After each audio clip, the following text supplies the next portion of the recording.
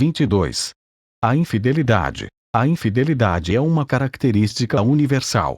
Todos os seres humanos, incluindo os do sexo feminino, são infiéis, ainda que não tenha consciência alguma disso.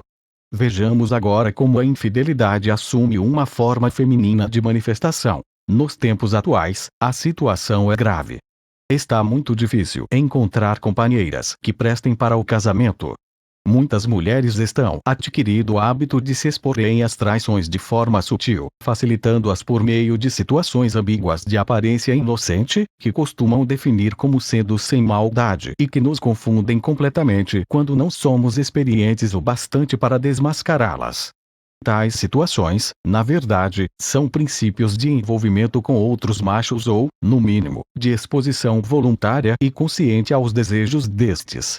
Por seu caráter ambíguo, proporcionam um refúgio confortável às infiéis para que se exponham e camuflem suas verdadeiras intenções, confundindo seus parceiros e esquivando-se de suas possíveis e justas iras. Uma eficiente camuflagem para a infidelidade feminina consiste em se fazerem de inocentes, simulando não perceber ou compreender o significado de certos atos que inequivocamente denunciam sutis infidelidades.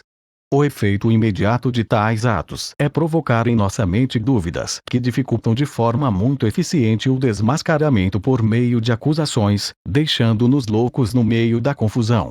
O óbvio e o evidente são negados até o instante final.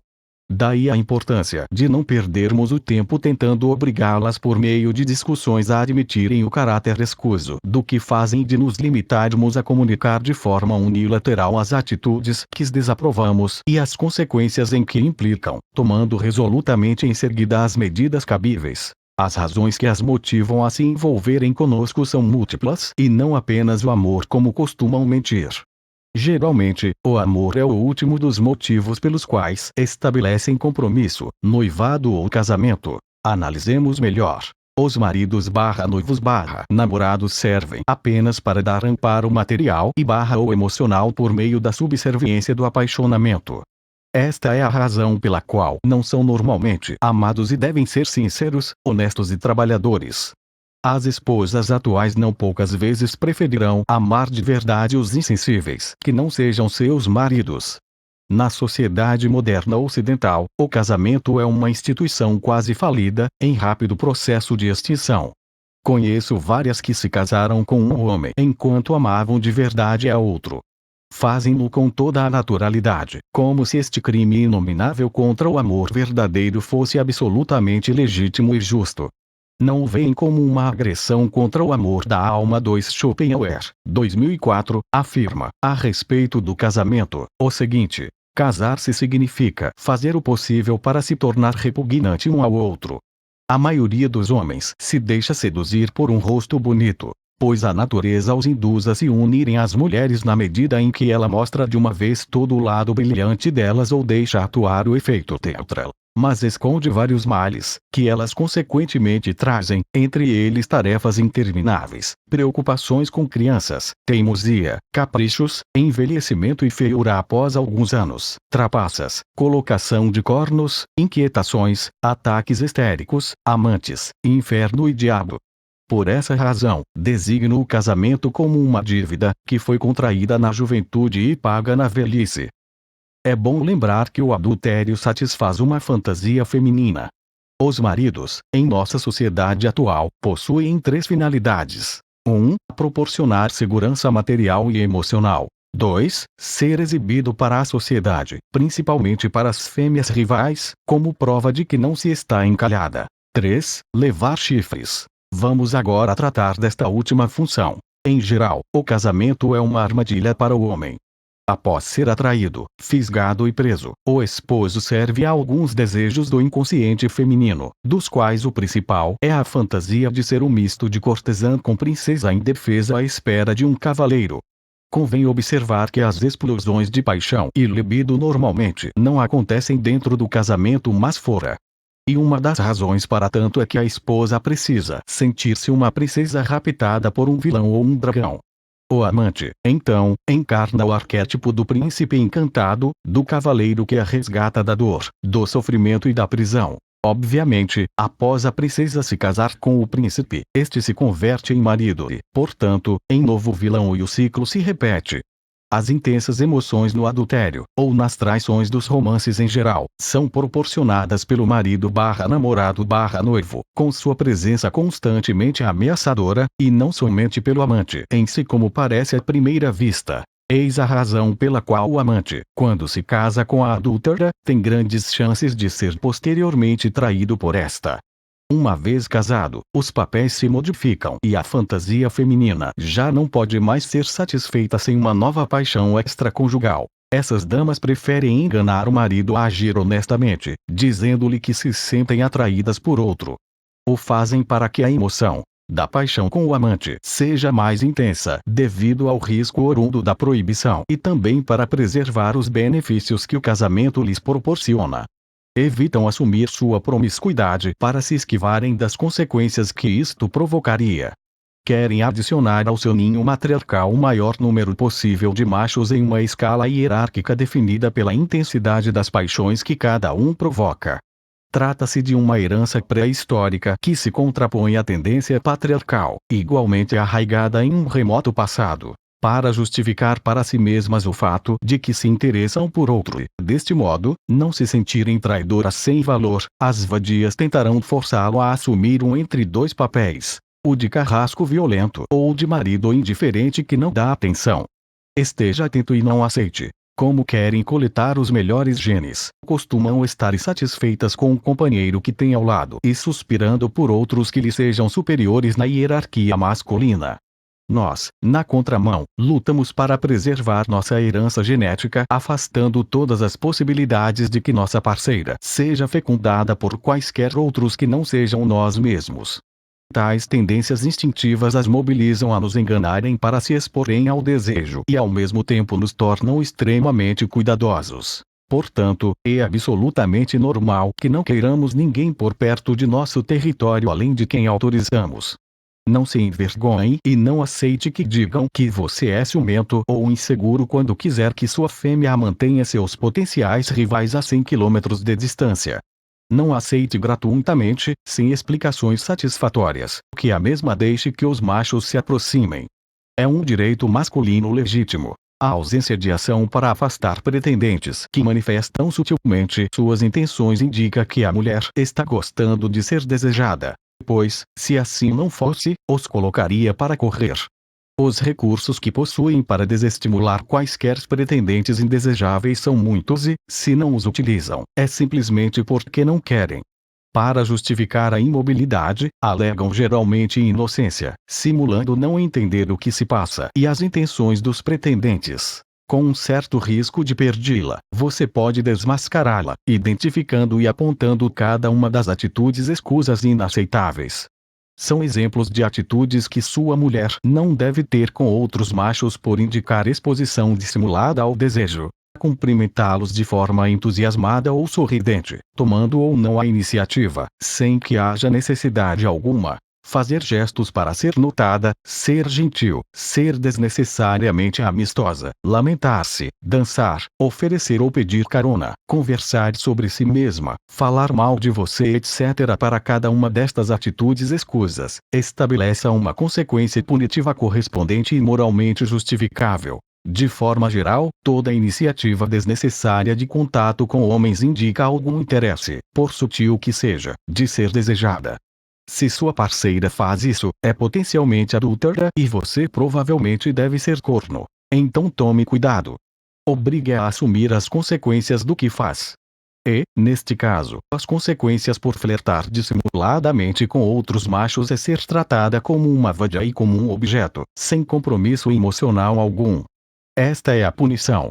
Atualmente, o casamento cada vez mais é uma sociedade em que o marido entra com a força de trabalho e a esposa entra com os chifres. A promessa de dar amor e sexo de boa qualidade nunca é cumprida. Não há vantagem em sermos casados. A meta habitual da assim chamada carreira dos rapazes não é outra senão a de se tornarem o burro de carga de uma mulher.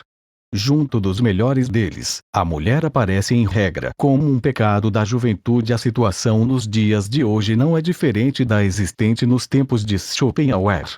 A experiência mostra que normalmente os homens bons, honestos e trabalhadores são considerados sem graça e sem sabor, acabando por dividir a fêmea com machos considerados mais interessantes, enquanto cumprem a função de dar apoio material, de provedores. Ou seja, compram chifres acreditando que estão comprando amor. Os cornos são o pagamento da subserviência que se origina da entrega total do coração.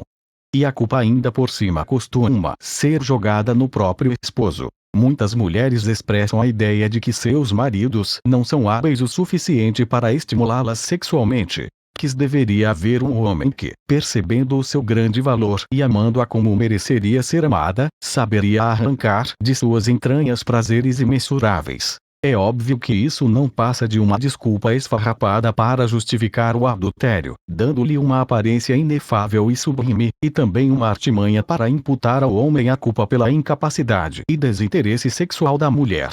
Não estamos julgando o fato de uma mulher paquerar ou relacionar-se sexualmente com vários homens. Tal atitude não nos diz respeito e não é um problema nosso. Não compete a nós julgar a atitude alheia, a não ser no que se refere aos danos emocionais que podem nos causar. Não nos interessa de modo algum suprimir a liberdade alheia ou violentar o livre-arbítrio feminino. É claro que a mulher tem todo o direito de fazer o que quiser, desde que haja dentro da sinceridade. A artimanha aqui denunciada somente consiste em enganar, dissimular e fingir-se de santa para desfrutar dos benefícios que mereceria uma mulher monogâmica, algo raro hoje em dia, e o de querer induzir a acreditar que comportamentos visivelmente comprometedores são inocentes, subestimando nossa inteligência. O problema está na trapaça amorosa e não no fato de uma mulher trocar de parceiro ou manter mais de um relacionamento simultâneo. As espertinhas fazem isso para evitar as más consequências de suas próprias ações e para desfrutar da intensificação das emoções na realização de um ato proibido. Ante um comportamento indesejável de sua companheira em relação a outros machos, experimente interrogá-la resolutamente, por 2 ou 3 vezes, olhando-a fixamente nos olhos, a respeito da idoneidade daquela atitude e solicitar-lhe que assuma um indesejável comportamento como algo normal para a relação. Então você a verá se esquivando a todo custo. No campo da fidelidade feminina, não conte com bom senso e não espere compreensão dos nobres motivos que te obrigam a querer que ela se mantenha longe dos outros machos. A despeito de tudo, sua parceira, se for a espertinha com a qual estamos nos ocupando, sempre se recusará a reconhecer o óbvio em suas próprias atitudes. O que elas querem é apenas um trouxa que as aceite exatamente como são, sem nenhuma concessão, adaptação ou mudança. Logo, a única alternativa que nos resta é não amá-las como gostaríamos. Esqueça este lindo sonho e lembre-se de que as mulheres são absurdas por natureza aos nossos olhos. Muitas vezes as tenho visto aplicando engenhosos mecanismos psicológicos para se exporem ao desejo de vários machos sem serem responsabilizadas. Não aceite a insinuação, muito comum, de que você é inseguro quando exige cuidados com relação à forma como sua namorada ou esposa trata os outros homens. Trata-se de uma artimanha para enganá-lo e demovê-lo de seu propósito e ceticismo. Por trás desta insinuação astuciosa está a sugestão subliminar de que nos comparamos aos outros machos e nos sentimos inferiores, dando a entender que nossa preocupação em não sermos enganados não é legítima. Tal ideia oculta o fato de que a desconfiança, a dúvida, a ausência de segurança e a preocupação se referem à atitude dela não há uma possível superioridade dos outros machos em relação a nós.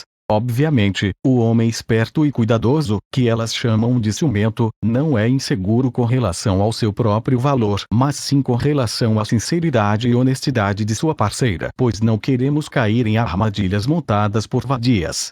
Para destroçar este sistema mental, use seu intelecto para quebrar todos os argumentos femininos sem piedade e sem medo de perdê-la.